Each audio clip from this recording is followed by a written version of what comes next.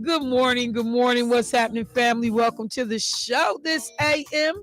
It is Michelle Bryant here, WNOV, 860 AM, 106.5 FM. Welcome, welcome, one and all. Look at Charlamagne the God. He get on my nerves. Welcome, welcome, one and all. Sorry, I was looking up at the TV. Let me say good morning.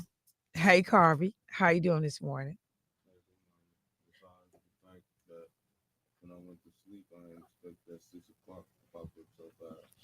So Carvey said he's doing good. Aside from the fact that when he went to sleep, 6 a.m. came a little too quick, a little too early. I'm just gonna say I've been up since 3:40. So yeah, that part.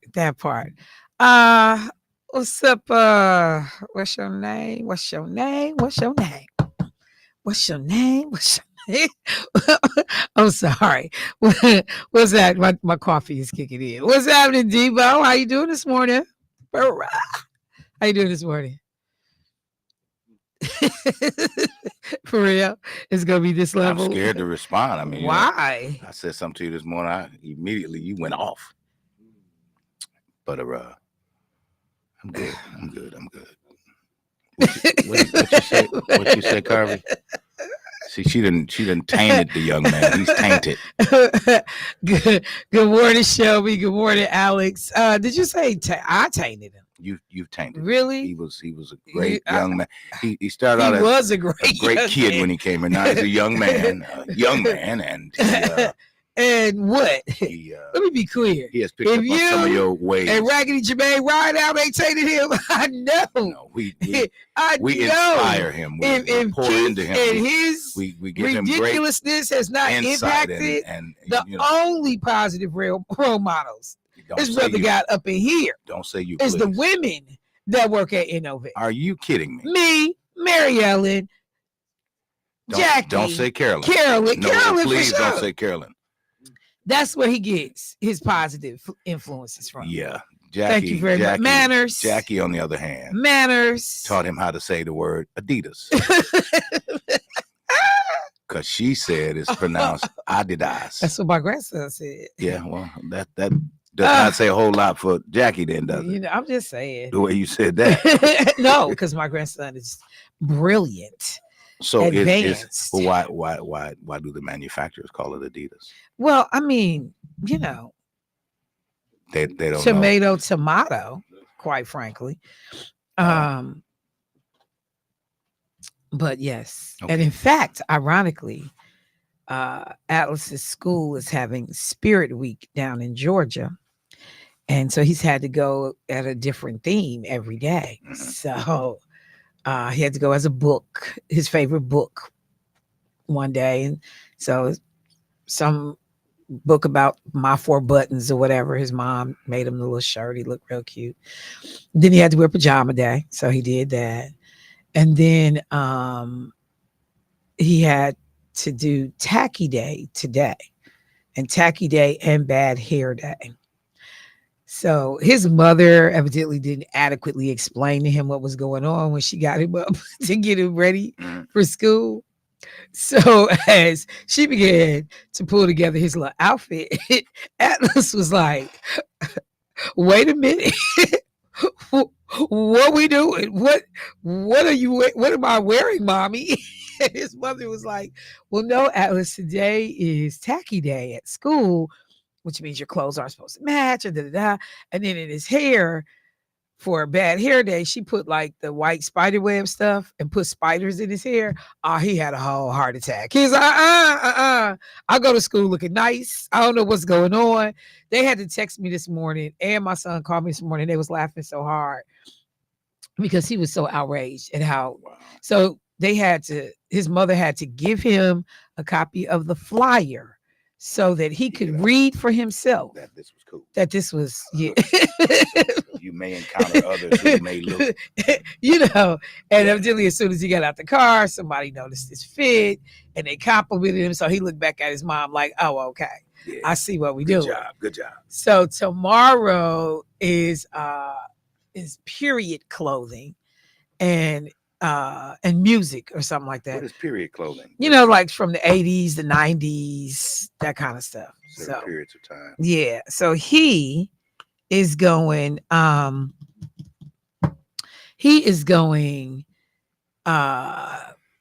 in a Adidas tracksuit with the bucket hat and the big old chains. So, So he 1986. Run DMC. Yes. And My so they Adidas. was actually able to order the gold chain, the bucket hat, and the shades for him offline Yeah, you as can a get that kit. like as they do it on Amazon, especially this time of Yeah, year. I guess You so. can get it as we're approaching Halloween. So I had already bought him a fly Adidas seat just on the strength of he got the best grandma ever. But not a he didn't have knockoff, no is it? Adidas shoes. It's not a knockoff Adidas, is it? I know you're not talking to me. Well, you started with me yesterday. I didn't start with you. Yeah, I mentioned Nike, fake Nike suits in general. So a hit dog a holler. I ain't told on nothing. I told you yesterday. I'm just saying, I'm bro. the same warm image guy I didn't call you. I didn't say nothing about your fit. I was giving that as an example. I got on a nothing. A hit dog will holler. I got Is on these nothing. Nike fake Nike suits you wearing up I in don't here? know. I wouldn't. We're gonna need to check that tag. It say Nike on the tag. That, if that's all it say, then it's fake. Oh, you gotta say more than Nike on the it's tag. gotta say made in Australia, made in Vietnam, made in what's these other little countries? Antigua. It always tells you where it's made. So it's got to be the people with the little hands that made it. I'm just telling you to tell you where it's made. I don't know who over there doing it.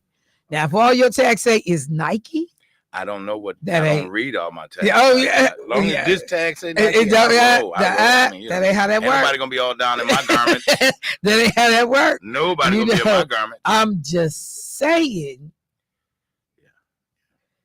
Because I'm sure you're paying good money for these fits. If it don't say Nike on the side, you just been taking for a ride. Hey, if it don't say made in, then I've been taking for a whole ride. I'm just saying, and there's some cats out here selling fake fits. That's all I'm selling. I'm saying, as a connoisseur of Nike, as you well know, where's Nikki? we don't do fake fits up in this piece. All right. And Carvey started that. I want you to know. Oh, did he? Yeah, he started. You hear him say it under his breath? As soon as he sat down, he was like, we got a Nike fit out. All right. So, a lot to get to. Carvey. We have Milwaukee County Office of Equity. What's going on? Milwaukee County Office of Equity coming in this morning during the 8 o'clock hour. We have 2 interviews with Milwaukee County. A lot of information to get to. Somebody said, since we are going back to the 90s, let's talk about those Newport jogging suits. What is a Newport jogging suit? I know what that is. Or like they got a jogging suit? What? I remember seeing it. Yeah, you could order it. I think when you like collected so many cigarette packs, you could order them. Boy, stop playing. Yeah. What? Yeah, if you ordered, the more so cancer you get, we gonna give you a jogging like suit. Green stamps, kind of like more. It's like so the more cancer you get. Hey, for some it was an incentive. Somebody done sent me a picture. Stop playing. Yeah. Here they go. The Newport jogging suit. Oh my God. No, it don't have an up down. Upside down Nike swoosh at the bottom that say cigarettes. Wait a minute. Kind of like that, huh? And say what? Kind of like that, don't you? Who would ever wear this? Oh, they said this is fictional. It's not real. No, they did have Newport just branding like a little label. Oh yeah. Okay. Well, we're not gonna, hats. We're not gonna promote that. You remember the side pouch bags? You could get a Newport bag to wear around your waist. Fanny packs. Side pouch bags. I don't know. I ain't never had no fanny to be wearing no bag on. Fanny packs. All right. So what am I talking about this morning? Let's see. A couple of things. First of all, I woke up this AM to, let me pull it up real quick. When I say we have a shot at the 2024 election coming out in a way that is favorable to a progress agenda, I had a picture of my brother holding a I voted sticker. But the thing that's so fabulous, and the difference. So, we get our I vote sticker. It's that little oval said I voted. What's on there? Like American flag or some mess? What's on that? No. I don't even recall. So Atlanta, Georgia's I voted sticker has a peach in the middle. Mm. And then I voted is written in 4 languages. So it's written, it looks like in Hmong, it's written in Chinese, and I don't know what this other one is. But you see the difference in the vision? You see it? You see the vision? The vision. They took something as simple as the I voted sticker. It's branded in terms of the state because Georgia is the peach state. And then it is culturally inclusive because there are more languages. That's Spanish. There are more languages on it than just English. You see the difference when you have people with vision sitting at the table? You got to have vision. Like I be talking about our airport. You see the difference? Something it caught my eye right away. I said, all we get, and I love my little I voted sticker. I want it when I vote, like a little kid with a lollipop. I'm gonna need to get that. But the idea that there are creative people at the table, inclusive people at the table, people that think outside the box at the table. And so your I voted sticker in Georgia represents the state and it represents the many people that showed up to vote. Love it, love it, love it. So that was one point about seeing the I voted sticker from Georgia. But the other thing is, if my brother voted on the first day of early voting, baby, we about to pull this out the bag. If y'all got Willie Bryant to vote on the first day of early in-person voting in Atlanta, we about to have some record turnout. I mean that. Georgia showed up and showed out yesterday. I mentioned it in the afternoon. For people that are paying attention, there are roughly between, 10 and 13 states that had early in-person voting on yesterday. And the numbers were promising across the country. I think when I had first talked about it, they had said that by 2 p.m. in the afternoon, Georgia had already had set some records. 200,000 people had already showed up for in-person voters. Or whatever that number was. I know, 200,000 people had already showed up. 251,000 people had cast their ballots over the course of that day. So make no mistake, when you see those kind of numbers, and that's where it was, as of 4 p.m. in Georgia, 251,899 people had already cast a ballot by 4 p.m. on the first day of early voting. They have said down in Georgia that this turnout absolutely spectacular. On the first day of early in-person voting in 2020, they had 133,000 people show up to vote. Do you hear the difference in those numbers? In 2020, first day of in-person early voting, which was a presidential election in the state of Georgia, they had 133,000 people show up. Yesterday, by 4 p.m., I've got to go figure out what the total numbers are for the rest of the day. But by 4 p.m., they had nearly doubled that number with 251,000 and roughly 900 voters. People in Georgia were dumbfounded yesterday. And this is going to be a bellwether for Republicans across the country because usually when you see high turnout for early in person voting, those people usually favor Democrats.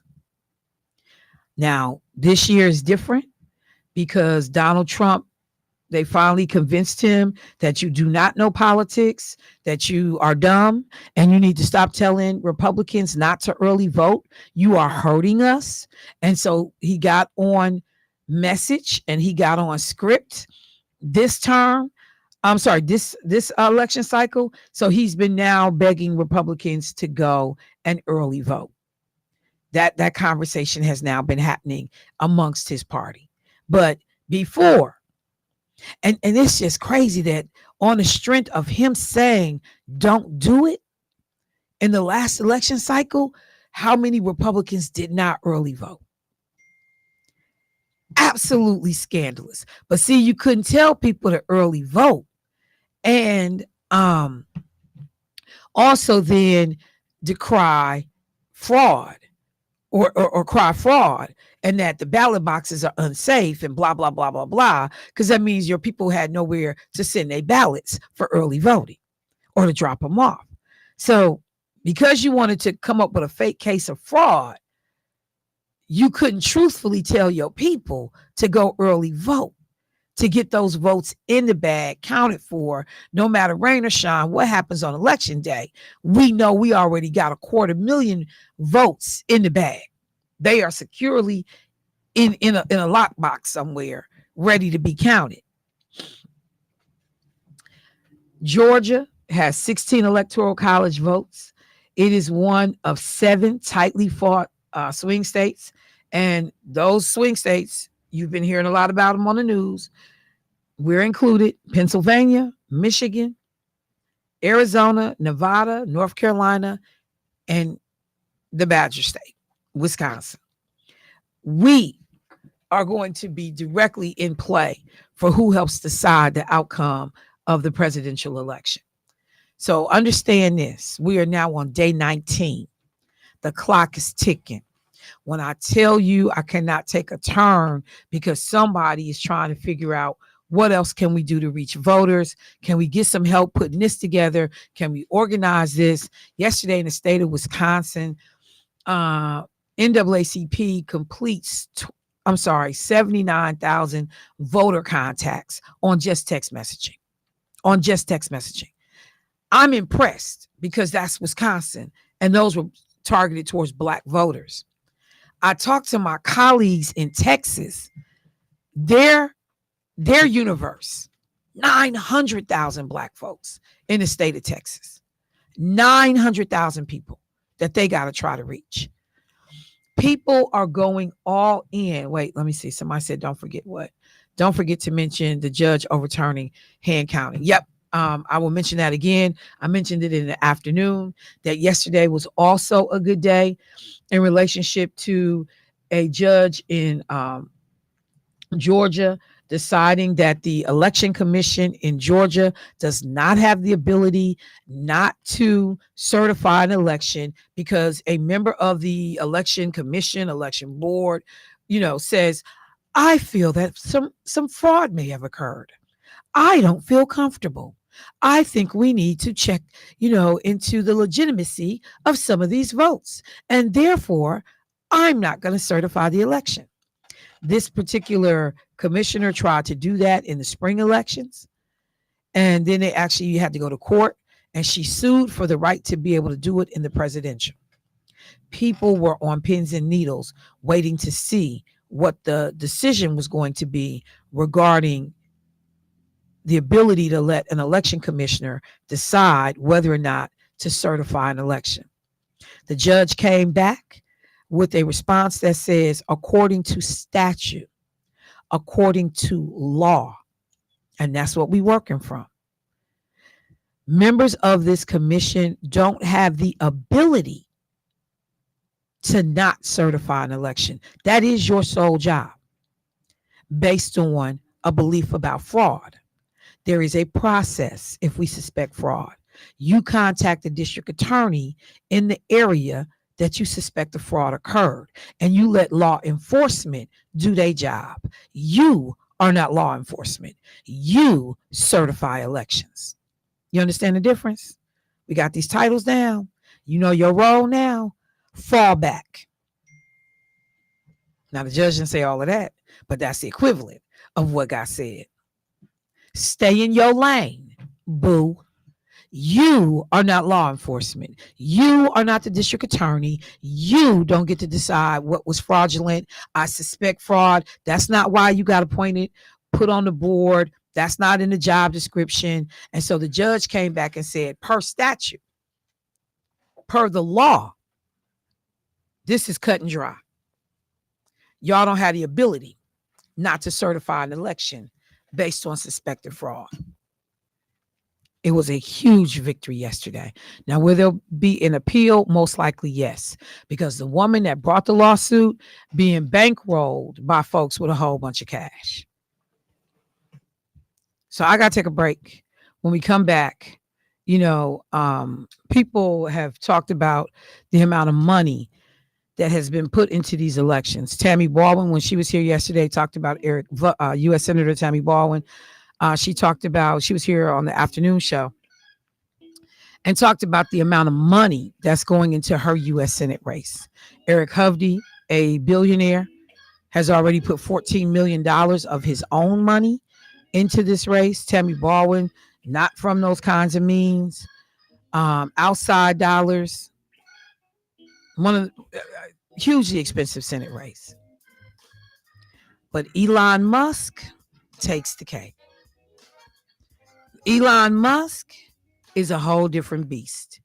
And when we have laws and policies in place that allow money to go into these campaigns unchecked, unfiltered, the way we are seeing outside groups be able to support and back up candidates, we got a problem on our hands, y'all. I'll talk about it on the other side. Michelle Bryant, WNOV, 860 AM, 106.5 FM.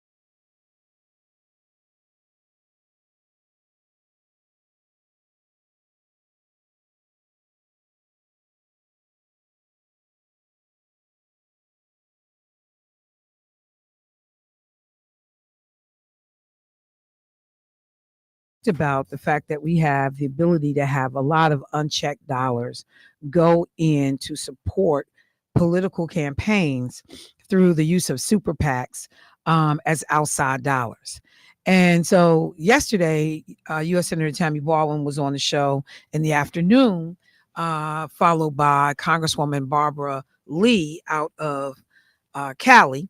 Anybody that saw the movie Shirley, uh, the young sister with the afro who did the introduction of Huey uh, Newton to um, Shirley Chisholm at Diane Carroll's home. That young sister that was being portrayed, that was Barbara Lee before she ultimately would, go on to run for Congress herself. She was a campaign volunteer on Shirley Chisholm's 1972 run for president. So both of these, and Congresswoman Gwen Moore was also in studio. So we had all of these federal legislators that we had conversations with yesterday. One of the things that Senator Baldwin mentioned when she was here was that they were waiting on third quarter finance reports to be uploaded and put out for the public to review, because we know that an enormous amount of money has been poured into these races. So those numbers come out yesterday, and while people know a lot of the players, you still are dumbfounded at what we learn. Some of the wealthiest people, and I'm looking at a piece that was done on CNN, some of the wealthiest people in this country uh, were behind funding to, uh, the campaign of Donald Trump. So two people in particular stand out. The richest person in the world is Elon Musk. Elon Musk is said to have given $75 million to a pro-Trump super PAC that helped him over the summer. $75 million from just that one donor.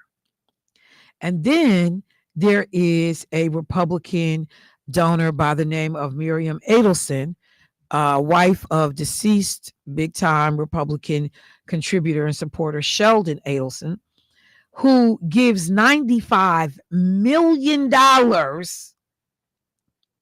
95. And I want y'all to know, this woman is casino fortune money. That's where this money comes from.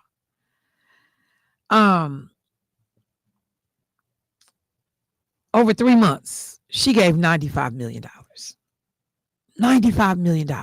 So between just two people, 75 and 95, $170 million that is used to support getting out messages about Donald Trump that in most cases are lies in terms of effectiveness and what he has done or will do for the country, blah, blah, blah. $170 million. This is the part that makes people so nervous, because you literally can buy and flood the airwaves. You literally can control messaging. When we talked about how many flyers hit a door, how many social media contacts you have, how many commercials you hear running, and you hear this over and over and over again. But you may also remember the name Miriam Adelson because Donald Trump gave her the Presidential Medal of Freedom. And during that time, he made the comment that it was better than the Congressional Medal of Honor, which is given to people that are service members. And in his comment, and I want to see if I can just find it, because the level of ignorance of this man, Jesus Christ, he talked about how giving it to her getting the Presidential Medal of Freedom, Congressional Medal of Freedom, was better than people getting the Congressional Medal of Honor, because you had to be dead or injured really bad, shot up. That's the way he put it, to be able to get the Congressional Medal of Honor. and that she was alive and beautiful and, and healthy. And so her award was a lot better than the Medal of Honor. And there were families, Gold Star families, military families, that was all looking at this man sideways like, what did you just say? No, no, seriously. What did you just say?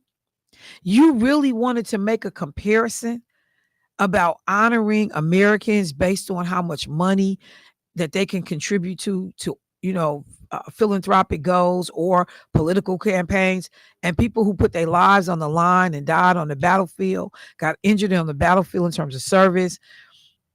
Like we doing a comparison right now. And as the leader of the United States military, you feel comfortable in saying that the Congressional Medal of Honor is really no big deal? It's more important to give it to somebody who's beautiful and alive and healthy? Like, that's what this dude said. And you just turn around. Do the Trump supporters not get the same news that the rest of the world gets? Not the rest of America, the rest of the world. Like, do y'all Google not give you certain stories? Does your search engines, it won't take you to certain pages? Like, have they blocked y'all from getting the information that everybody else sees? As people talk about, they singing God Bless America, and the very military lives that are, put in harm's way or lost to be able to protect America. And you got the leader of the military at the time, he was in office at that time as a president, telling people that the Congressional Medal of Honor was not as important as the one that you give to everyday private citizens. That's why I said it's a sham. That whole red, white, and blue flag waving, we the most patriotic people on earth. All of it is a sham. Period. Period. The whole evangelical, we a moral compass, all BS. It's all a sham. Because those morals don't apply if you're giving me policies that I want. And then, I just got to take a second and hit this, because we had people talking about the conversation I had with Eric Holder about Kamala Harris releasing a plan to address some of the grievances that African-American men have raised, Black men have raised, coming into this, as a part of this election cycle. And the people at Fox was trying to tell brothers, she pandering to y'all, too late, don't listen to her. This is all, just political season gibberish. And the question became this, and I posed it yesterday. If you make a complaint to me and I do something to address the complaint, you still not satisfied? You're not willing to listen? You made your concerns known. I brought people to the table that could help me best respond to those concerns. I put out a comprehensive plan to address those concerns. So I just want to be clear. If I'm responsive to the concerns raised by a constituent, that usually means I'm doing my job. Not standing up and yelling, I love the Blacks. I love the Black men. I love the Blacks. Not doing that, but actually saying, Black men, I hear you. These are some of the top line issues that were made plain and known to us. And so I'm responding to him. But she Michelle, can't. Michelle, What? I just want to interject this. It just sounded so disingenuous even when he said it. It just I mean, sounded like a joke. because it is. Carvey said, yeah, it did, because it is a Can I joke. play it one more time? Yeah. Black men, I love black men. I love them. I love them. I Did have you hear gone somebody through the black in the roof school? with black We love men. you too. Did you hear that? Let's play it again. You listen for it. You can hear Black it. men, I love black men. I love them. I love them. I have gone through the roof with black men. I've gone through the roof. I said, man, come on. And then, like you said, the way he said, black, blackity, black. It's the way he says everything, though, Michelle. Like, she's hot. Latin music superstar Nikki Jam. Do you Got him know on Nikki? speed She's dial now. I got him hot. loaded. Where is Nikki? Where is Nikki? Where's Nikki? Thank you, Nikki. Great to be having you here. Now you have to get. Oh, look. Come here. Come here. Oh, man. I'm glad he came up. But it's very animated the way he talk about people of color. You know, it's very disrespectful. Somebody hit me up and said, he also said, and I didn't see this one, if you are black and vote for the VP, you need your head examined. Wow. Really, as opposed to being black and voting for him. Yeah, it is beyond at this point rational when you get to understand how frequently we are mocked, how frequently, you know, we have been just played. And people can say, you know, what they want to about both administrations or both, you know, political parties. You get a measure of truth with all of that. I don't disagree. But when you look at people trying to protect public education, as opposed to Republicans who want to privatize education, which means good luck. Right now, because of it being a public entity, we have a different type of accountability that we can exact. Even if the district does not work for us, there are things in place that we can do to get people out of there and in there that will make it work for us. We just got to do our part. If we have school boards that don't function properly, if we have a DPI superintendent that's not doing what they're supposed to do, we have the ability to remove those people and elect people that will do what we want them to do. But if we privatize education, where is your say then? What happens then? Who decides curriculum? Who decides what resources goes to a school? Who decides which schools stay open? Who decides that?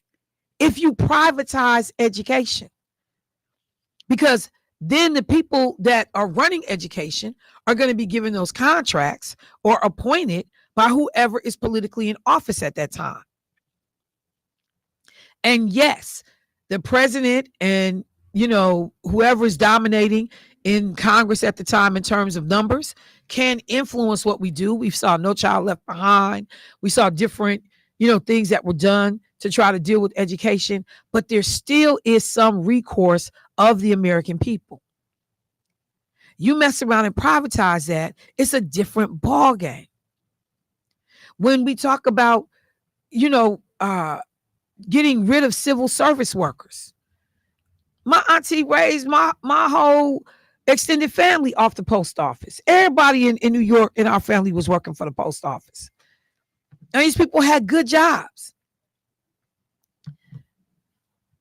But if we privatize that to a point that these are appointments now and not a competitive, open public process, and you got to pass a loyalty test to whoever is the current president, i.e. Donald Trump, do you understand the problem that we have? So when these people talk about this money, one of the things that Tammy Baldwin said is that her donors are small dollar donors. You know, now don't let me not paint a picture that there are not some wealthy Democrats that are putting money in behind the scenes to be able to help support these races. But at this point, you have to. If you're going to get your message out and you're going to be successful in reaching people, but it also means, guess who usually gets cut out of the table? or out of the conversation. Guess who doesn't get to run for some of these seats? Unless we are anointed by the wealthy and the masses, because we don't have the financial resources to compete for these seats. So some of this stuff is going to stay lily white.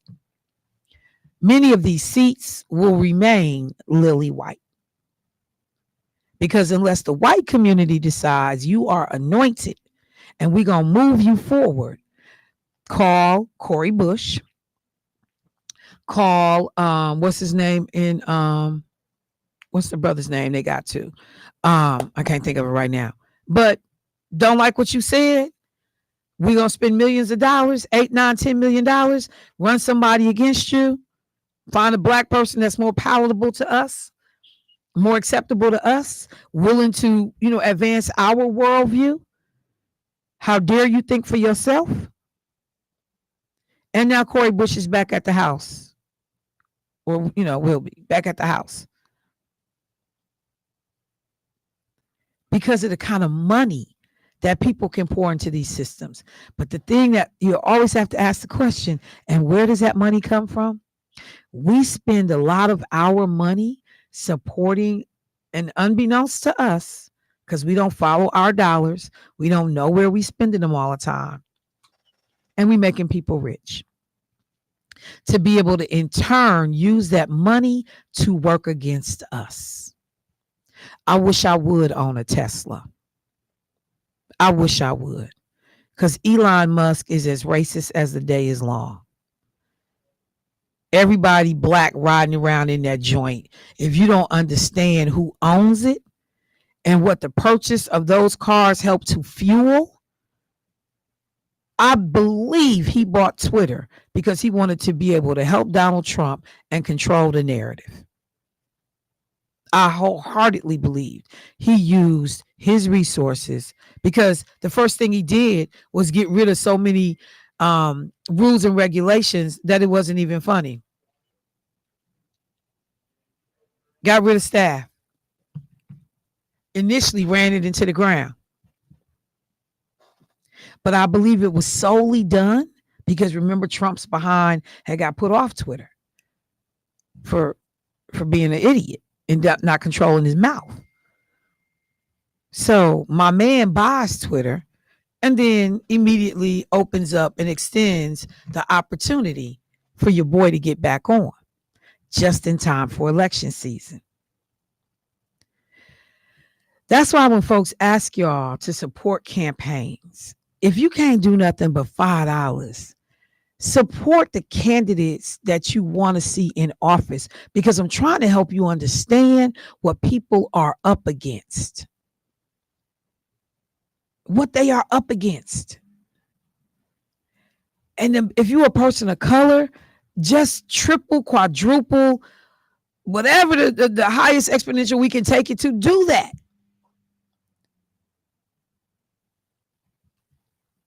I gotta take a break. But y'all, the one thing that all the money in the world cannot buy is our vote.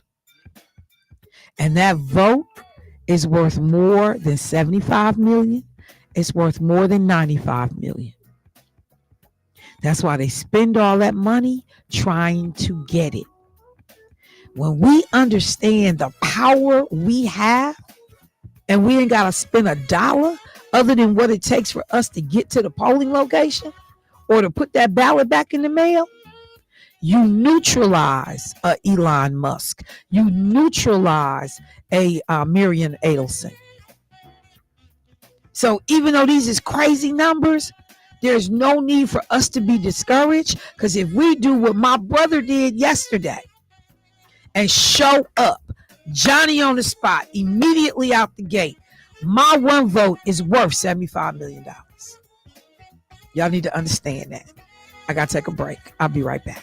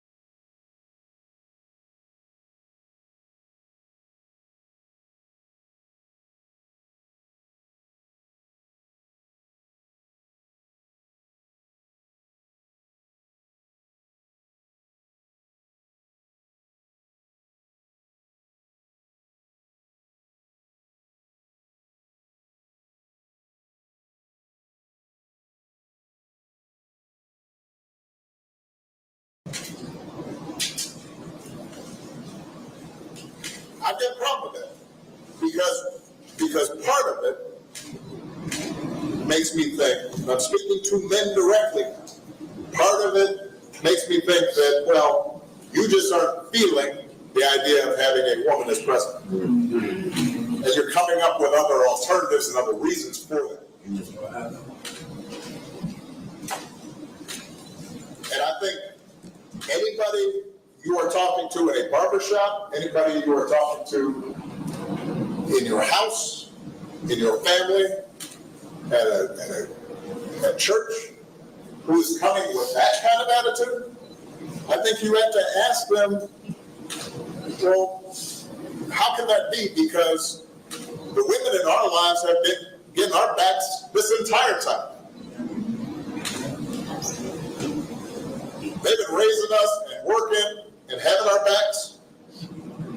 And when we get in trouble and the system's not working for us, they're the ones who are out there marching and protesting. And so now you're thinking about sitting out or even supporting somebody who has a history of denigrating you because you think that's a sign of strength, because that's what being a man is, putting women down. That's not acceptable. That's not it. This shouldn't even be a question.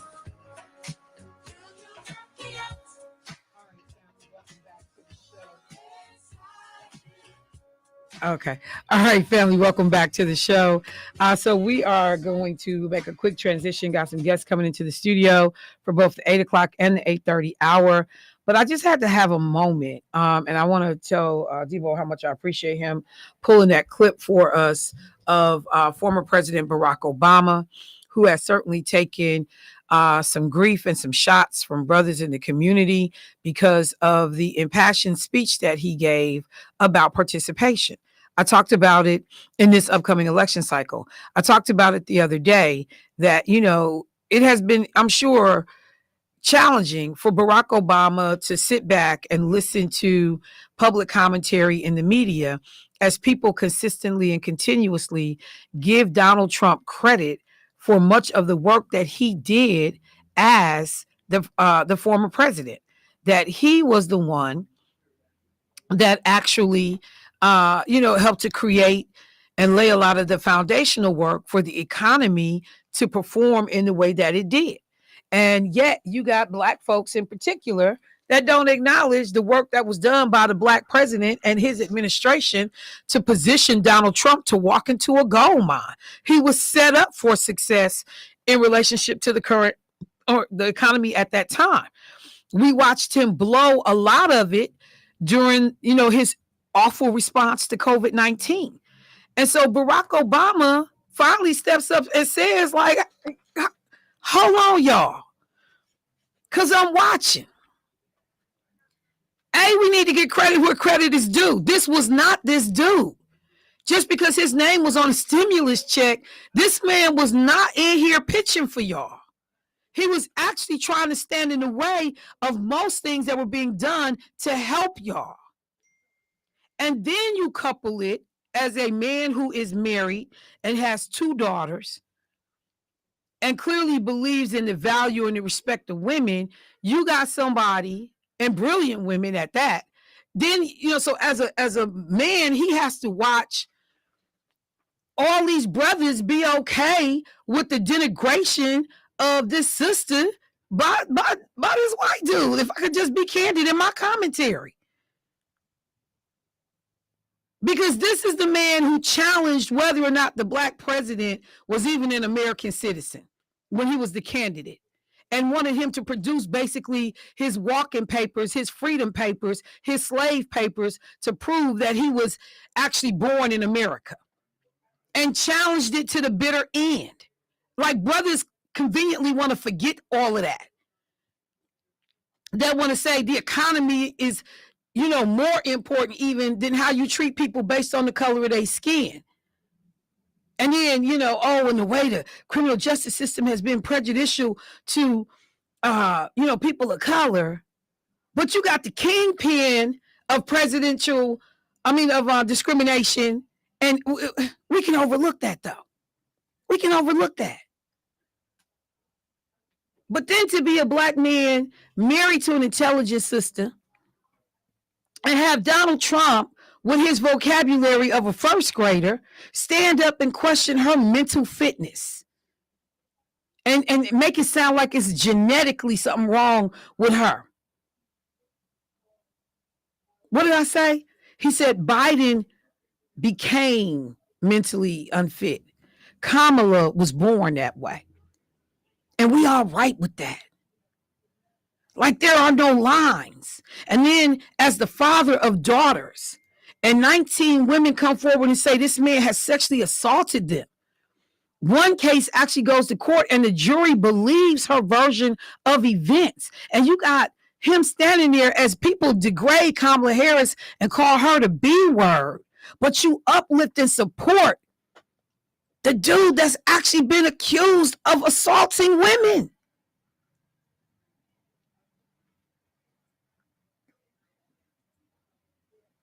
And then Barack Obama, I'm sure, understanding, as I've said repeatedly, and many of you have said, there is no way on God's green earth he could have had 1/10 of the BS that's wrong with Donald Trump attributed to him. That man couldn't wear a tan suit in the White House without being ridiculed and denigrated because you don't know presidential protocol and you don't know you should have on a black, blue, or gray suit. He got roasted for the color of his suit. And so to watch brothers bend over backwards and put themselves in knots to try to support somebody who on every level has disrespected black folks, communities of color. He came in here and tried to steal the black vote in Milwaukee when he tried to sue after the election and called us, frauds and crooks, and came specifically for black folks in Detroit. And you got black people standing there talking about Trump forever and waving the damn Trump rally flag. When black folks at his events getting jumped on. Man, but, as we have said before, when it was time to get off the plantation, everybody wouldn't go. They were scared. It was safer to stay in the institution of slavery than it was to fight for your freedom. I say it all the time. Everybody can't come. I need to update that to say everybody won't come. There will be people that when you say we got to get on this Underground Railroad and we're going to have to take our chances navigating these woods and this terrain to get to freedom. And all of us ain't going to make it. But we're going to bring as many with us as we can. When we do that, there will be people that say, nah, that's all right. I'm just going to stay put. I'm going to stay put. I got to switch gears because I got the folks from Milwaukee County. The county clerk's office is here, and the folks from the Milwaukee County Election Commission are here. As we are talking about the record turnout that we have seen in other states, we got to understand how we are prepared as a municipality to get ready to deal with this historic election. So I am going to be welcoming to the table a number of folks. Want to get them in and get them situated and seated. But we are talking Milwaukee County elections, the safeguards that are in place, the things that we can expect, helping people to understand the process. So how many people do I need to have at the mic for this conversation? Okay. All right. Hey, George, how you doing? Good to see you. Okay. So come on. We got Yep, we got 3 seats open. So whoever needs to be at the table, please step up and we will get going. And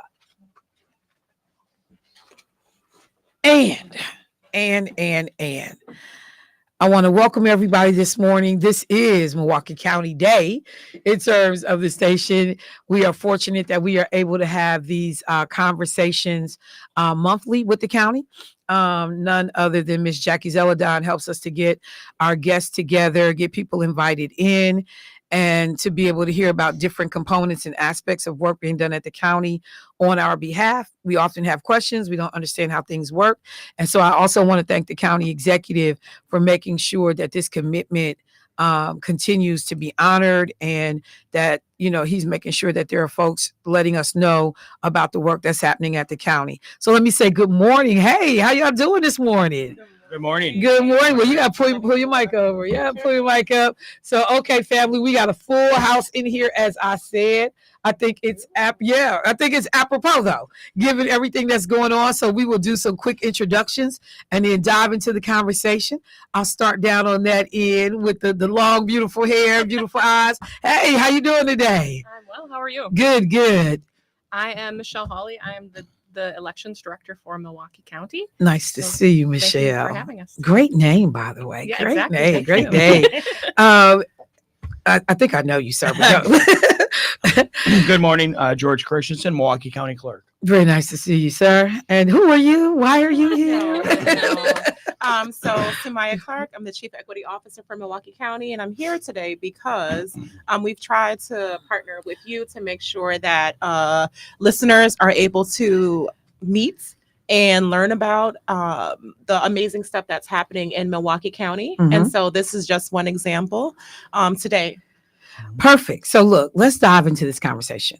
Earlier, when I did the first segment, I talked about the record voter turnout in Georgia right now.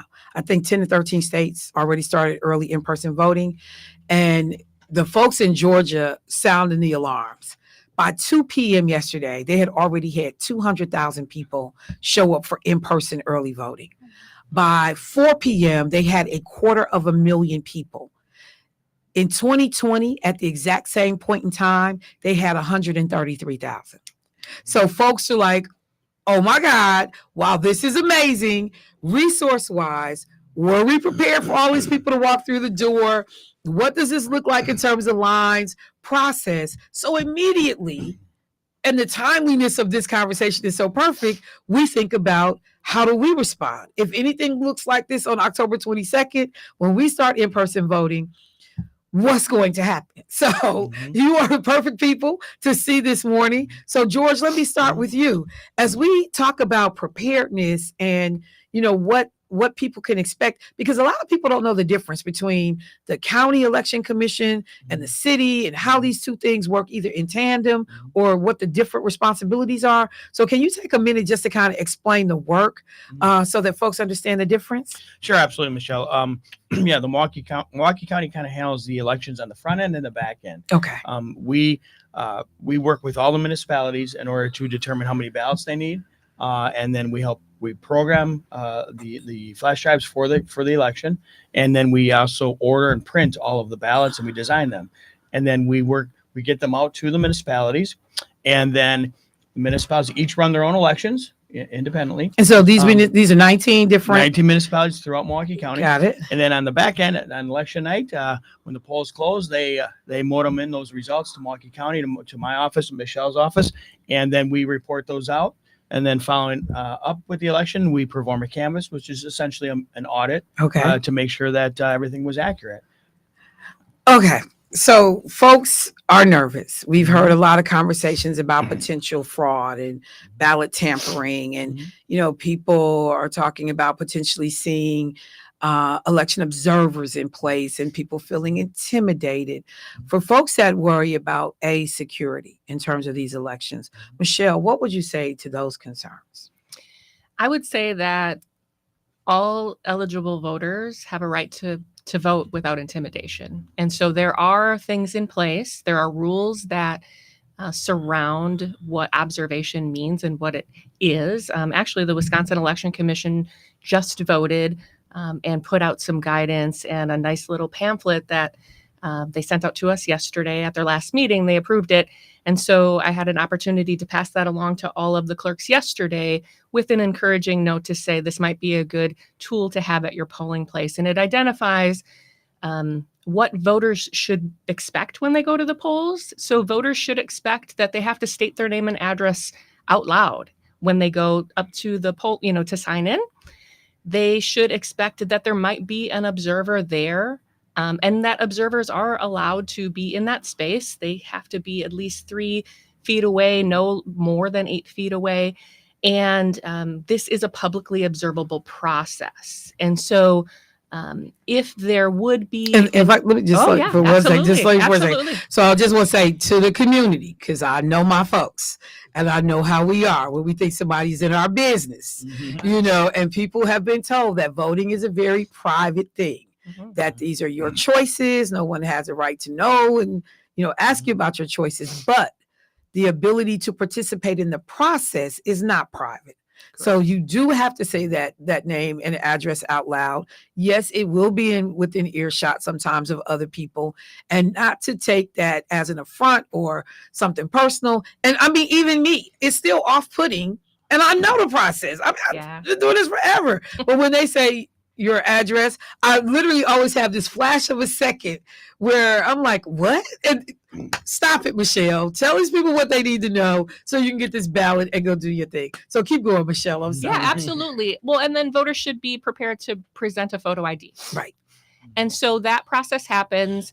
And then if someone were to challenge, they can only challenge for very specific reasons. So challenges can only be made to the eligibility of somebody to be able to vote.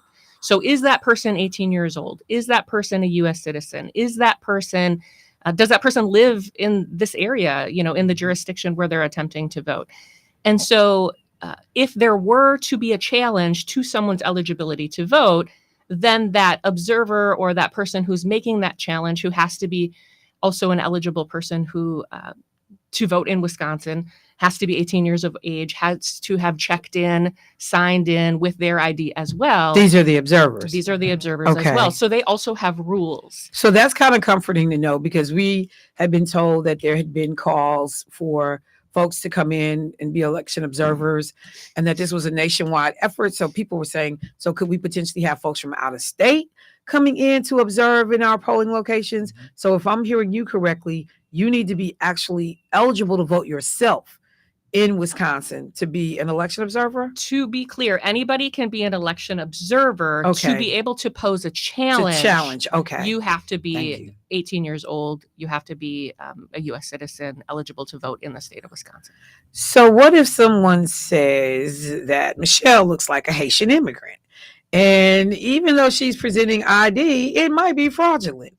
Could I be challenged at the polls and not be able to cast a ballot at that time? So someone has to have cause to challenge. And Out on location to I mean, I think it's really scary for people to have a fear to go to the polls, in that somebody might say that to you, or if somebody doesn't speak English very well, that is not a reason to challenge. And so, the rules are set out by statute, by administrative rules. The poll workers are trained to handle those situations. And if someone is trying to challenge things that are not challengeable. So back in July, we had a special election, and we ran into that where individuals were trying to challenge ballots based on a court case, not through those eligibility questions or identifiers that I specifically indicated. And they were basically trying to challenge all of the absentee ballots.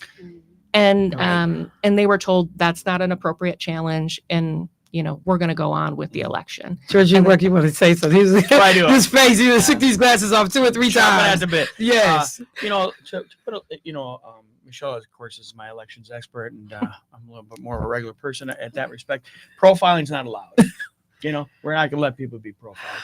I like the simplicity of that statement. Okay. Our poll workers, across the county have been trained. They know the rules. They know the law.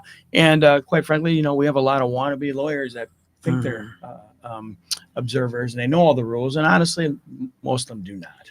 Okay. And so we have to be there to make sure we educate them and say, no, you're way off on this, or no, you can't just make something up and say that's not right. And we saw that a lot in 2020. We've seen it a little bit more through these last elections over the last few years, and we're prepared to see that, unfortunately, a little bit more this time around. So And I we're think ready. that's where the training of the individuals who are running these locations, these sites, it becomes so important and so critical. Really, for real, Michelle, my own cell phone. But because I've gone into polling locations and had some things happen, and I could tell that the workers in those locations, whoever was running the site, they were actually uneasy with what was happening. And it was almost like, let me call back to the office, let me talk to somebody above me to kind of walk through it or answer this question. I'm a little unsteady with the different things that have happened in the last 4 years. Poll workers feeling unsafe and threatened and not wanting to participate, and personal liability. Have we had problems getting people to be poll workers? Is there still a need? Are we ready on October 22nd? Should we decide to, show up and show out over Georgia in terms of early participation? How are we situated for poll workers? So I think that in Milwaukee County specifically, I haven't heard that there is a need for poll workers. Okay. There's training already happening. And so that being said, I think that, back to your point about the poll workers and their training, everyone is very well trained, and it still can be, you could still have a situation where somebody might feel uneasy or something might happen at the polling places. But of course, the clerks have armed them with the resources, so they could call back to the municipal clerk if they need support. Back to the observer situation, if something gets out of hand and maybe somebody is overstepping their bounds, that chief inspector at that location has the authority to remove somebody from a polling place. And so they can issue an order and say, you have to go.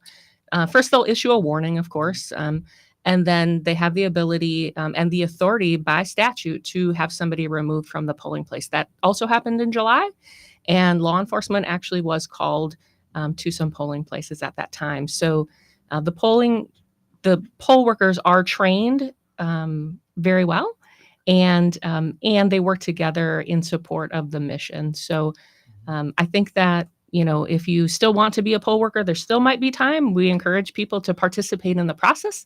There's always opportunities to learn more, be a part of the process, and to help spread the good, relevant, transparent, correct information about how elections are work versus, continuing to spread misinformation and disinformation about the process. So I gotta ask this question because we know as these election results roll in, people are going to be at watch parties and in front of televisions, bated breath, waiting for their ticker at the bottom to start reporting out, numbers. And it seems like we have had some elections where these numbers take forever. Mm-hmm. And then folks, well, if we're getting numbers about the Senate race, why aren't we getting numbers about the presidential race? And trying to understand that process. Is there something that you can tell listeners that helps them understand, like, is it the county themselves that are actually providing this information to media outlets that allow those numbers to roll at the bottom of the ticker? How does that work? Because I'm telling you, I've been with elected officials who don't understand that process and are screaming at the TV or at you, well, George. Michelle, that's true. And Michelle. And just to go back with respect to poll workers, after 2020, after COVID, we did lose, municipalities did lose a tremendous number of poll workers. People just said, hey, I'm worried about my health. I'm worried about my safety. Right. And so I want to give a lot of credit to the city of Milwaukee and other municipalities. They've worked very diligently to identify new poll workers, to bring people in. These poll workers, they don't receive a lot of pay for this. It's very, it's more or less volunteer, in my opinion. Okay. It's very minimal. They're doing it because they love their country. And so I think that's important. And with respect to election night, I agree. We work very hard to educate the public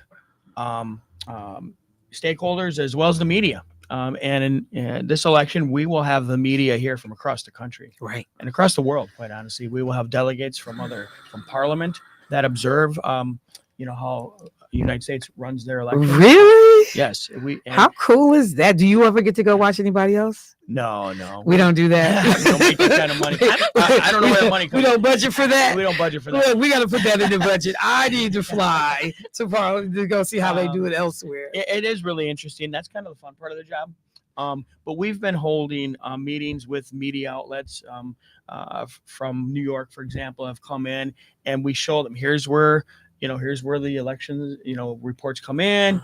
In Milwaukee County, it's not super fancy. We just roll out into the cafeteria and we roll out some TVs, and that information will be reported and uploaded. Once we receive it, it will be uploaded to our website. Okay. And it's near real time, if you will. We that's actually different look from yeah. across the country. I mean, we're Milwaukee County, state of Wisconsin is very transparent, and you don't see that actually across the country. Some other places people have to wait till the morning, and that's how it used to be. Now in today's day and age with social media and websites, it can be a little quicker.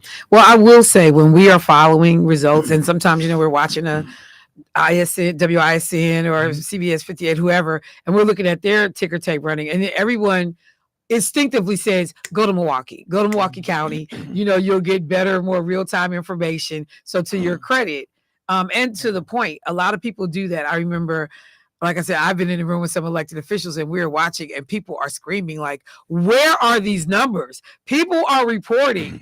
And then we go to Milwaukee County, and then we have pretty much figured out oh, okay. We see what's happening. We see what's going on. So that piece has been critical. I guess one of the other questions that I would ask as we go into this whole thing, that people are unclear sometimes about that process. So could we go to bed that night and not have an election be resolved?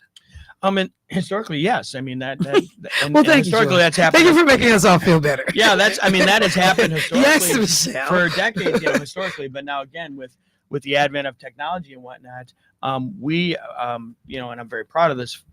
We have I cannot remember a time, certainly during my tenure, that we've gone to bed not knowing the results. Some people might have gone to bed. We have not gone. Oh yeah. Okay. Yeah, we don't go to sleep till it's all over. And I think something that's important when you talk about, for example, 2020, with the election and the record number of people voting absentee. We accurately predicted that we would not know those results about 4 a.m. When central count from the city of Milwaukee came in, all those ballots, people don't understand. And of course, there's so much misinformation as well. When you hear former Governor Walker, for example, and former President Trump talk about ballot dumps, that's completely misinformation. Those aren't. When in the state of Wisconsin, people cannot open those absentee ballots until the polls open at 7 a.m. And so if you're trying to open up 400,000 envelopes, it's going to take a minute. Right. And so that's the problem. Now this year we don't expect to have that many absentee ballots, but we do expect it to go into the wee hours, as it always does, especially in such a prolific So event. can we start counting right away at 7 a.m. on election day? Yeah, what we can do is the absentee ballots will have to be opened up. If there's let's say a ballot's torn and it can't run through the machine, that has to be remade with observers from both parties. Okay. That takes a little bit of time, Right. right? And Michelle, if you want to add to the process. Yeah, so you mentioned counting. So they can start to be counted, but we cannot report any results until after the polls have closed at 8 o'clock. Okay. And so that's when we can start. So George is absolutely right about, legislation had been floating around about, clerks asking the legislature to change the state law to allow early processing of absentee ballots. That never was passed. And so So when you say early processing, that's more than just accounting, that's also reporting, or what is that? So it would just have been to be able to do some of the, so George, like George said, it's not just opening an envelope, right? Okay. It is as an absentee ballot, just like when you go to the polls and you have to state your name and address, for example. That envelope, Michelle Hawley, 123 Main Street, that name and address is read aloud by a poll worker to the other poll worker. It is given a voter number. the envelope itself. So if you've ever voted absentee, Yeah. the voter has to sign on the ballot. The witness has to sign and put their address. There is a confirmation that the certification is complete. That person is given a voter number, or that ballot is given a voter number. So then that voter number has to be written in a log. That envelope has to be opened. That voter number has to be written. And then they are, then Okay, they're this is a lot. flattened. Yeah. So every single document that is in an envelope and an absentee ballot is going through this process. And so, as George mentioned, if something is ripped, if, something, in that situation, that is identified right away. And so that ballot would be set aside for future processing or action.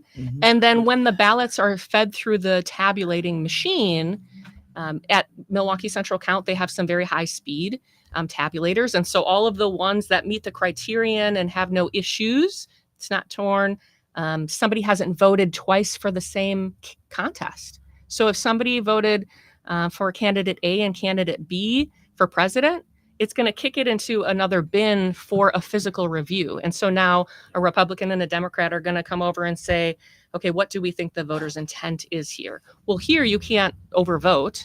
And so then that ballot may need to be remade without that contest, but with all of the other contests. So in this election, of course, we're talking about the presidential election. There are many other contests on this ballot to include, U.S. Senate, congressmen, state legislature, local school board referendums. And so the ballot has a lot of information on it. So they want to be able to capture all of the other contests and how that person voted to be able to count those contests. So it actually is a very lengthy process. And it takes, in 2020, the city of Milwaukee alone had 170,000 absentee ballots to process, and they could not start until 7:00. So that's why we ended up, they were the last ones. So there is no ballot dumping. There is people, Republicans and Democrats, working together efficiently, accurately, to ensure that every eligible ballot gets counted, and we will not stop counting until they are all done. And so while you're wondering why isn't that number coming in yet, Oh my God. that is because we're a lot of times waiting on the communities that have central count. And so you will see after the polls close, probably about 8:20, 8:30, the polling places will have transmitted to us, and we will put that information out. We are not able to post any results from any of the central count locations until they are completely done with the process. So one other thing, there was an article that was done in the Journal Sentinel that talked about drawdowns. If I'm using that, I can't remember if that's exact terminology, but that idea that, there was a recount, and in the recount, we discovered something we missed in the original run through of checking ballots. And so in order to make things right, we may have to toss a good ballot to compensate for this bad ballot that made it through. How often or how much of a real thing is that for us? It's very rare. It's very rare. Okay. Very rare. In fact, the 2020 recount, again, was historical. Okay. It was conducted in the middle of a pandemic. The elections director for the city of Milwaukee at the time was 8 months pregnant. Okay. And I don't think anyone in the world would have blamed her for saying, I'm not coming in and doing my job. She did. The people that, worked for all the municipalities during that time period were heroes. It was amazing. And part of that process includes things such as drawdowns. And that is all done again out in public with observers. The election commission, is part of that process, and but it is very rare. You just don't really. It's very rare. So let me do this then, if I could, for my last question, because I know we're going to switch gears and bring in some other folks from the county. Clearly, we need more time. Jackie Zeladon. There's a lot that could have happened in this moment here.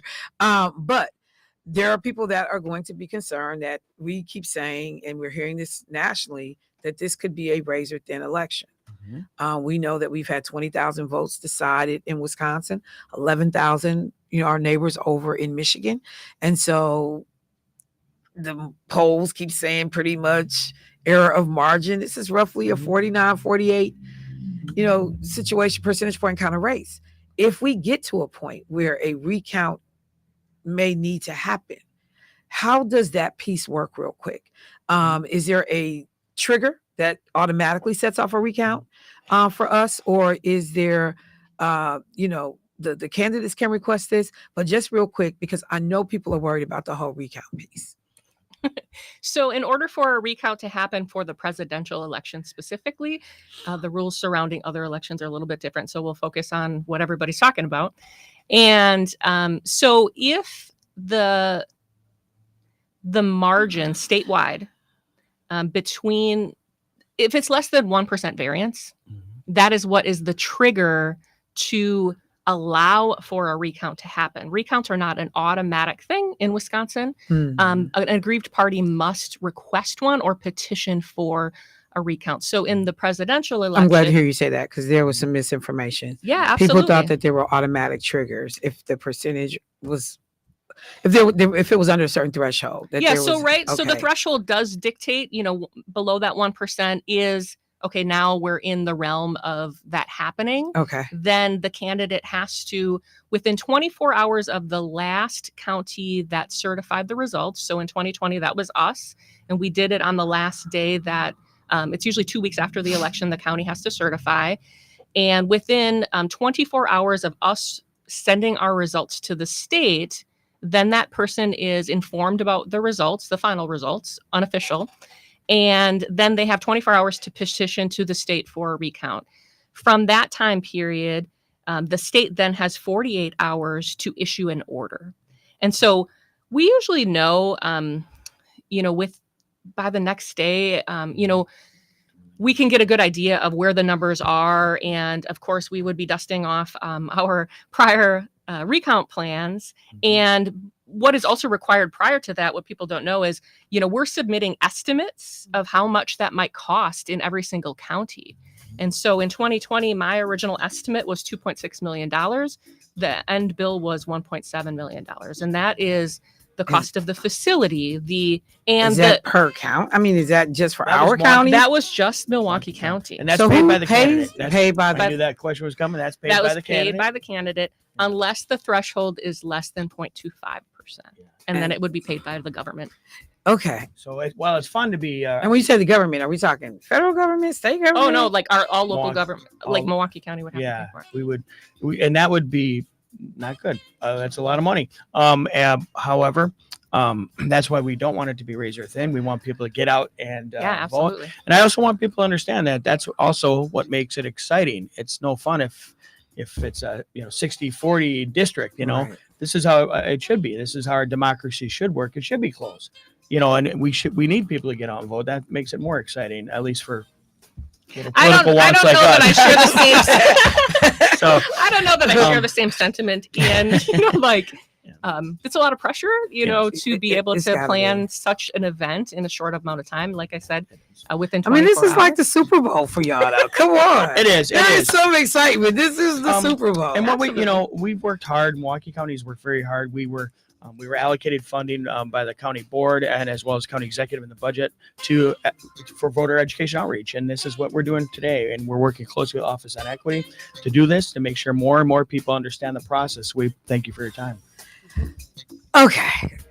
Clearly we could have did this longer. Oh my God, this was so much information. And I still have like 5 more questions. So look, I will make the doors open for you. I am not kidding. If not tomorrow, whatever day works, because I just think that the more we can do to put people at ease, we are a state that goes right down to the wire in terms of registering on day of election. We're unique to a lot of states in that arena. So the more information, as far as I'm concerned, the better. And this is so thorough, so clean. But one thing triggers another question, and you all are amazing. Thank you so much for making this possible. Jackie, we got to do this. Yes, ma'am. Yes, Michelle. A plug for today is the last day to register online. So please go to myvote.wi.gov before 11:59 p.m. tonight. If you missed the deadline today, You can register to vote at the municipal clerk's office. And in the city of Milwaukee, you can register at any of the early voting sites. So please, to exercise your constitutional right to mark that ballot. Thank you for making sure we got that in. Absolutely. All right, family, let me take a quick break, make a quick transition. We got some more folks from the county in talking to us about a big event that's coming up this weekend. We'll make sure we got that. And my phone kept ringing because I didn't want to miss a message. I know that we also have some county supervisors that are listening, and there are some budget hearings that are coming up, and they're like, hey, plug this too while you're talking. Yes, Supervisor Priscilla Cox, I'll make sure that I mention the listening event. All right, y'all, I'm gonna take a quick break. I'll be right back. Thank you so much, Michelle. Thank you so much. Thank you. To Mr. Fabulous over here, Mr. Christensen. I appreciate you guys. I'll be right back. Thank you. All right. And I'll actually- Yeah, you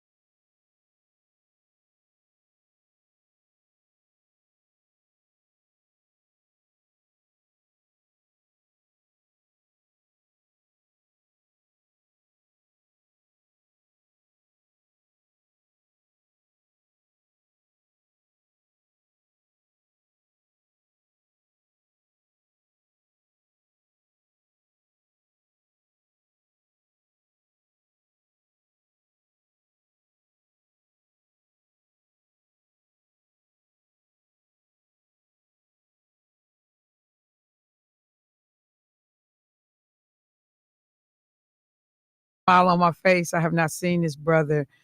I think since we were graveside. That's at right. Keon's funeral. That was correct. Mm. How long has it been now? 2 months? I don't think not Not quite, even. but it's last time I saw you. That's right. David Muhammad, how you doing, family? I'm good. I'm good, sister. It's good to see you too. It's good to see you. It's good to see you. That got me. And I was wondering because me and that Samaya, she's here, and you, and we had a lot of love for Keon. Yeah. And I mean, but we were all at the house. That's We were right. at the house when they brought him out. Yep. And you brothers carried him to his final resting spot. So that hadn't dawned on me until you walked in the door. Hey, well, because when I say he loved his brothers in this That's right. community, fought with y'all like, ooh. Somebody was saying, you love Keon, not all the time. Let me be clear, not all the time. But, a lot of us know your name and know a lot of the work that you do because of the insistence of y'all being included in that man show. Yeah. And he came in and consistently talked about and elevated the work that was being done. Yeah. By so many folks connected to the county and to the division. So it's just good to see you, fam. It's good to see you it's too. Good and under better circumstances. Absolutely. So tell folks about your role with Milwaukee County, what you do there. Sure. So I'm the deputy director at the Department of Health and Human Services. So we're the department that deals with youth who are in the youth justice system, behavioral health, mental health, homelessness. So nice little full plate over there. Parking rides, all that stuff is going on. Oh my God! We're not talking about that. Did you hear our conversation? Yeah, I did. Did you hear it? The senior centers, aging and disability services, child support. So the whole host and the gambit of everything. Don't want your job. But when you love community and you love Milwaukee and you get to work with phenomenal people, Shakita LeGrand, Samaya, now at the Office of Equity, other people, it's a great team. And that is one of the things that has made and I can't speak for whoever had these positions before, I don't know. And some of these are positions that have been created as a result of, some of the work that's being done. But there is a different feel and a connection in a way that I don't think the community has had before. The work of the Office of Equity in making sure that people understand what's available, what the resources are, and having a forward-facing approach to providing services. Because, so many times stuff happens in the back shadows. We interact with that first receptionist or whoever, and then we don't understand all the cogs that are moving in the background to actually deliver services and make this thing work. Right. So you guys have been extremely transparent to the extent that we have not necessarily always been privy to. With that being said, you all have an event coming up this weekend. Correct.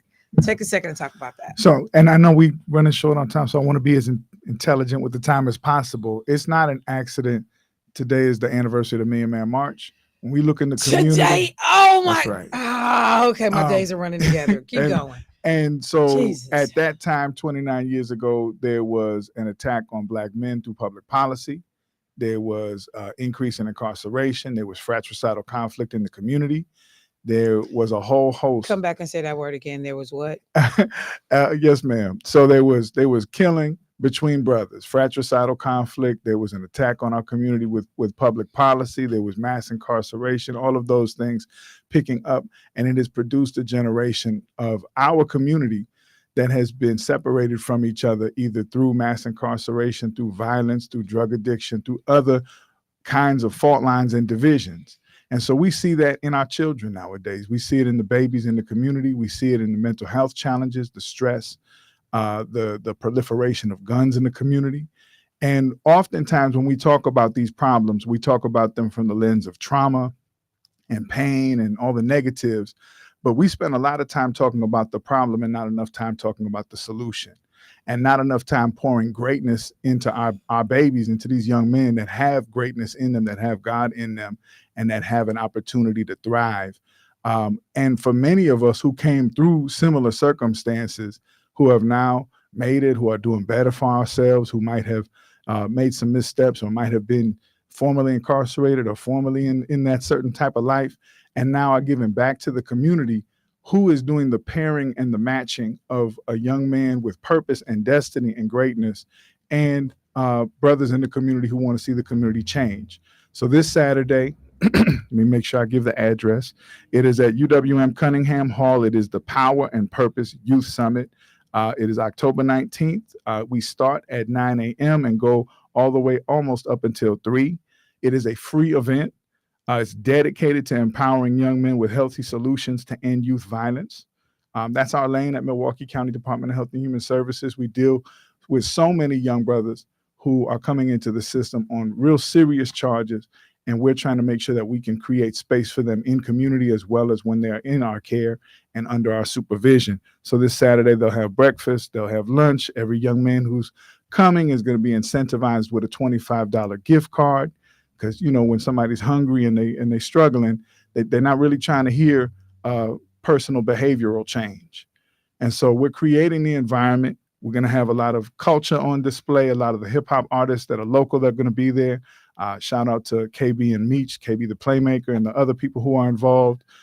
People like Biko Baker, who have been in the background. Nisha Martin from Black Men Build. Ray Nitty is going to be moderating a panel on hip hop and the lifestyle that is being sold to us that is hurting our young people into a death style, really, and how we can use this as art to change the trajectory of our people.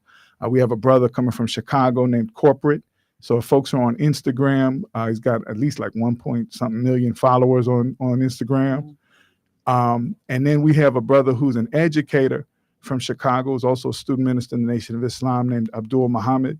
He's been a principal and educator in Chicago for 29 years, and he's fighting the fight for Black principals in Chicago with Ben Crump.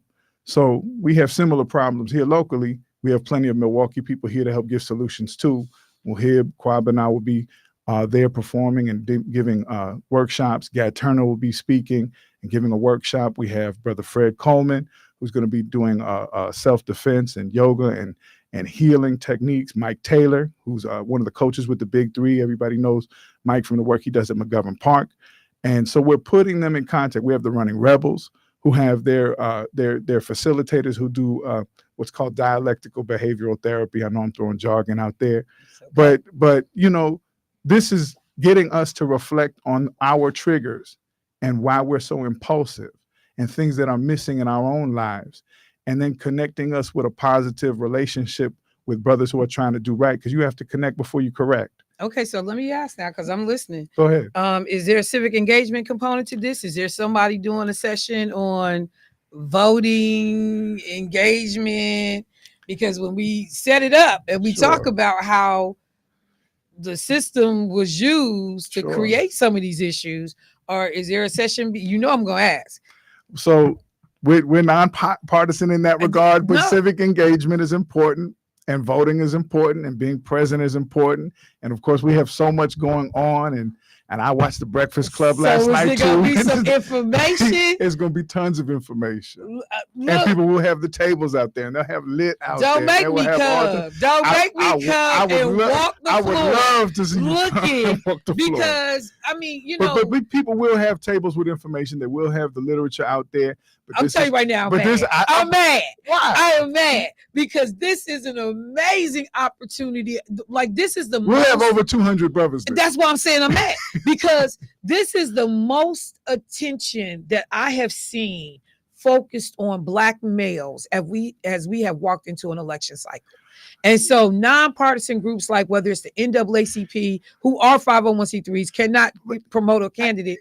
To be able to have had something to say, they do events civic too. Engagement is important. So I'm gonna stay on. I'm gonna stay on. Great fight, y'all. That's okay. I'm gonna stay on message. So, because there's plenty of events that's happening, and a lot of the same people are participating in those things. And I'm just as concerned about November 6th as I am about November 5th. And so we have to have people staying engaged throughout this, and not just a visit. It can't be. Keon used to say this to me all the time.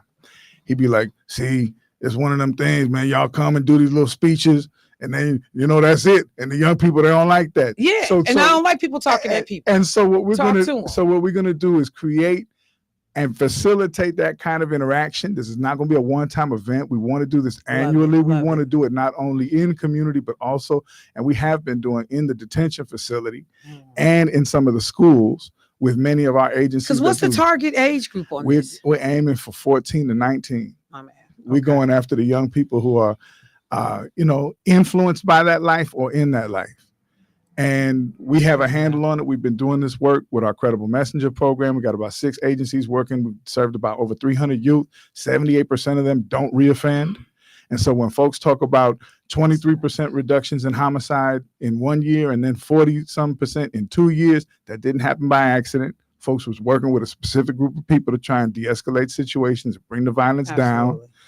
And just attempting to continue to work in collaboration with folks. So it is a movement, not a moment. So for folks that are interested in attending, can people still They come? can still register. Okay. powerandpurpose.eventbrite.com. I'm going to say it again. Power and Purpose, Eventbrite. Excuse me, there's a dot in there. powerandpurpose.eventbrite.com. The social media flyer is bananas. It's going everywhere. So the link is on there if you see it on social media, but if not, you can find it on the internet. It is free, and the youth get a blessing for attending. So I'm gonna tell you, I'm not sure if I do an afternoon show. Yes, ma'am. I got a lot of students that listen first thing early in the morning, and then they listen afternoon when they're getting out of school. Absolutely. So I need to have some element of this conversation again. Today? So whether I don't know what You I let actually me- may have time today. I can come back. So either let me call you, figure it out. But I think today at 4:00 I don't have anything. Okay. So this might be great to have this as well. Yes. And if not, between now and Friday. You got it. Because I'm actually blown away at the young brothers, teenagers that's like, we listening. I'm like, oh, my daddy listened, so now I listen. And they inboxing me on Facebook. I want to make sure they get this information. You got it. Let me do this real quick too. The budget town hall meeting that is happening tonight. County Supervisor Priscilla Cox Jones and County Supervisor Willie Johnson Jr. This is happening over at the Dr. Martin Luther King Jr. Center, Community Center, 1531 West Felice Street, tonight from 6 to 7:30 p.m. Please come in and weigh in, get information from the different levels of the government regarding the 2025 Milwaukee County budget. And, let me just say this, David, Yes, ma'am. of course I had to, in the spirit of Keon, give you a hard time.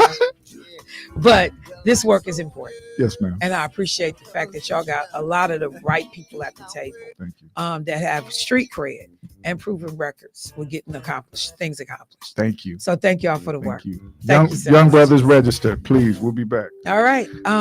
We'll connect. All right, family. That's a wrap for the show today. It was a lot to take in. We're going to repeat some of it later this afternoon because I know some folks will ask.